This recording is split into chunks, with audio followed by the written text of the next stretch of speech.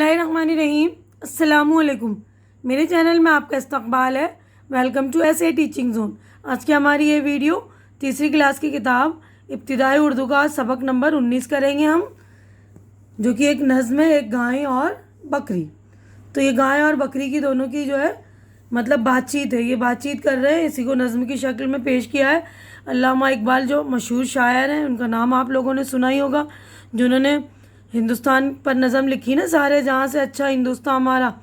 तो ये शायर वही शायर है अल्लामा इकबाल, जिन्होंने ये नज़म भी लिखी है गाय और बकरी, जिसमें इन्होंने दोनों की बातचीत को बताया। आमतौर पर तो गाय और बकरी बात नहीं करते ना, लेकिन उन्होंने अपने ख्यालात बयान किए हैं। देखिए, किसी नदी के पास एक बकरी चरते चरते कहीं से आ निकली। यानी एक नदी के पास एक बकरी थी ना, चल रही थी, तो बकरी नदी के पास पहुंच गई घास खाते खाते चरते चरते। जब ठहर कर इधर उधर देखा, पास एक गाय को खड़े पाया। तो ठहर गई ना नदी के पास कि सोचो कि पानी पी लेते हैं चलो, तो उसने देखा क्या एक गाय भी खड़ी हुई उधर। पहले झुककर उसे सलाम किया, फिर सलीके से यूं कलाम किया। यानी पहले सलाम किया, हम जब किसी बड़े से मिलते हैं तो सलाम करते हैं ना, फिर सलीके से या ना अदब से उनसे बात की। कलाम करना या ना बातचीत करना। क्यों बड़ी भी, मिजाज कैसे हैं? गाय बोली कि खैर अच्छे हैं। मैंने उनसे पूछा कि कैसी हो बड़ी भी, यानी बड़ी है ना गाय बकरी से, है ना। तो गाय क्या बोली, अच्छी हूँ मैं। कट रही है बुरी भली अपनी, है मुसीबत में ज़िंदगी अपनी। तो गाय जो है शिकायत करनी शुरू करी है ना, शिकवा करने लगी कि कट रही है, हाँ बुली भरी कट ही रही है, जैसी भी ज़िंदगी जो है मेरी मुसीबत से ही कट रही है, बस मुसीबत है ज़िंदगी में। आगे बढ़ते हैं अब हम। आदमी से कोई भला ना करे, इससे पाला पड़े खुदा ना करे। तो बोलने लगी कि आदमी से मतलब आदमी से किसी का भला नहीं होता, आदमी से कोई भला ही नहीं कर सकता है ना, अच्छा ही नहीं कर सकता। और बोले कि खुदा करे किसी से वास्ता उसका पड़े ना, है ना। दूध कम दूँ तो बड़बड़ाता है, हो जो दुबली तो बेच खाता है। तो बोलने लगी शिकायत करने के अंदाज में, जैसे कि मैं दूध कम देती हूँ तो बड़बड़ करता है ना, गुस्सा करता है, और दुबली हो जाऊँ तो बेच देता है मुझे, है ना। इसके बच्चों को पालती हूँ मैं, दूध से जान डालती हूँ।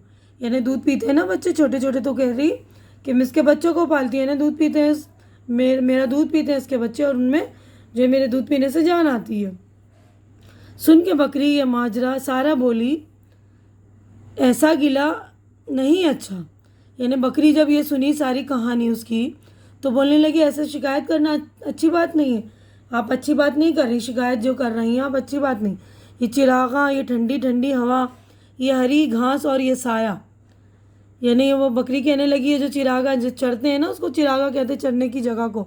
और ये ठंडी ठंडी हवा जो हमें मिल रही है, ये हरी घास और ये साया जो पेड़ पौधों का मिल रहा है, ये मज़े आदमी के दम से हैं, लुत्फ़ सारे उसी के दम से। यानी ये जो सारे मज़े हम ले रहे हैं, ठंडी घास के, हरी हरी ठंडी हवाओं के, हरी घास के और साए में जो हम बैठ रहे हैं, ये सारे मज़े जो हैं उन आदमियों के दम से। वो लोग ही मेहनत करते हैं ना, घास उगाते हैं, पेड़ पौधे लगाते हैं, तो उसी से हमें जो सारा मज़ा मिल रहा है, लुत्फ़ मिल रहा है ना।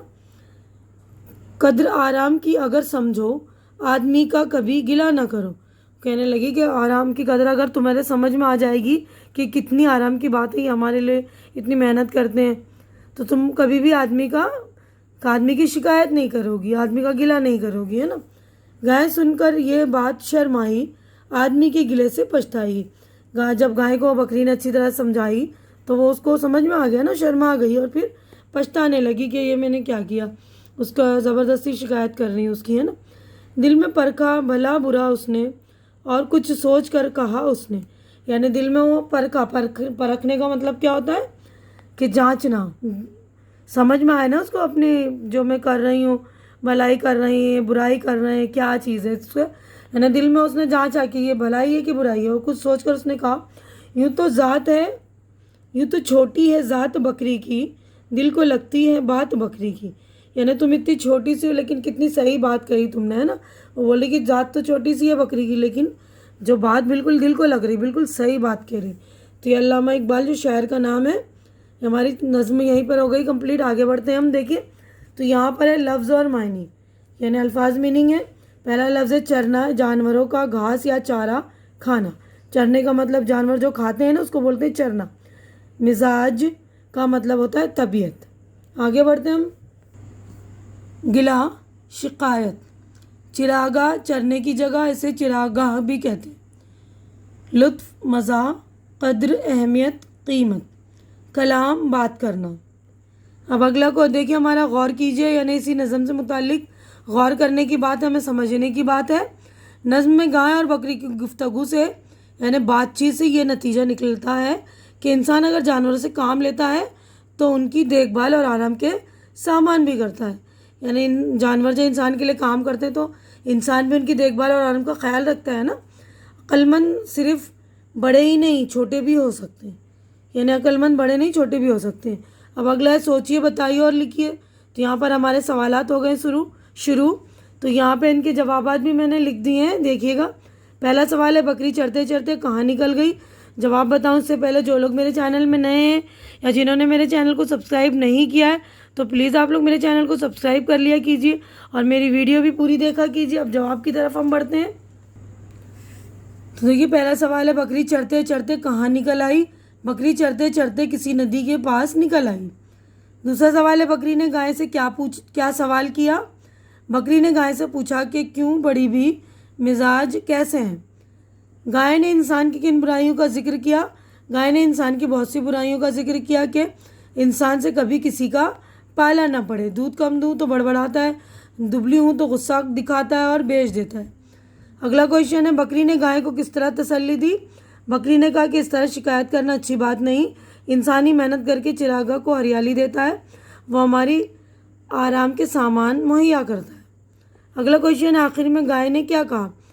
आखिर में गाय ने कहा, बकरी छोटी तो है मगर बात बिल्कुल ठीक कर रही है। अब आगे बढ़ते हैं हम। इन मिसरों को इशारे के मुताबिक सही तरतीब से खाली जगह में लिखी। इन्हें सही तरतीब यानी सही सीरियल में लगाना, सही लाइन लगानी है हमें क्रम। जैसे दूध कम दूँ तो बड़बड़ाता है, हो जो दुबली तो बेच खाता है।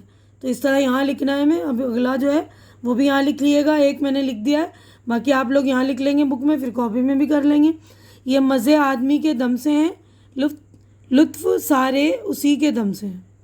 गाय सुनकर ये बात शर्माई, आदमी के गिले से पछताई। दिल में परखा भला बुरा इसने, और कुछ सोच कर कहा उसने।